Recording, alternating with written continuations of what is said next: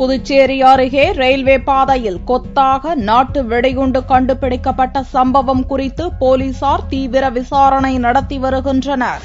புதுச்சேரியை அடுத்த பொறையூர் பகுதியில் நாட்டு வெடிகுண்டுகளுடன் மர்ம நபர்கள் நடமாட்டம் இருப்பதாக போலீசாருக்கு தகவல் கிடைத்தது. இதையடுத்து வில்லியனூர் சப் இன்ஸ்பெக்டர் முத்துக்குமார் தலைமையிலான போலீசார் மோப்பநாய் உதவியுடன் தீவிர சோதனை நடத்தினர். இந்நிலையில் புதுச்சேரியிலிருந்து சென்னை செல்லும் பொறையூர் ரயில்வே பாதை அருகே புதருக்குள் கொத்தாக கட்டப்பட்ட நிலையில் நாட்டு வெடிகுண்டுகள் இருப்பதை போலீசார் கண்டுபிடித்தனர். அந்த வெடிகுண்டுகளை கைப்பற்றிய போலீசார் விசாரணையை தீவிரப்படுத்தியுள்ளனர். ரயில்களை கவிழ்க்க சதியா, அரசியல் பிரமுகர்களை கொல்லும் சதியா என்பது உட்பட பல்வேறு கோணங்களில் போலீசார் விசாரணையை முடுக்கியுள்ளனர். கடந்த சில தினங்களுக்கு முன்பு மத்திய அமைச்சர் நாராயணசாமி வீட்டின் முன்பு பைப் வெடிகுண்டு கண்டுபிடிக்கப்பட்டதை தொடர்ந்து பொறையூரில் நாட்டு வெடிகுண்டு கண்டுபிடிக்கப்பட்டது புதுச்சேரியில் பெரும் பரபரப்பை ஏற்படுத்தியுள்ளது.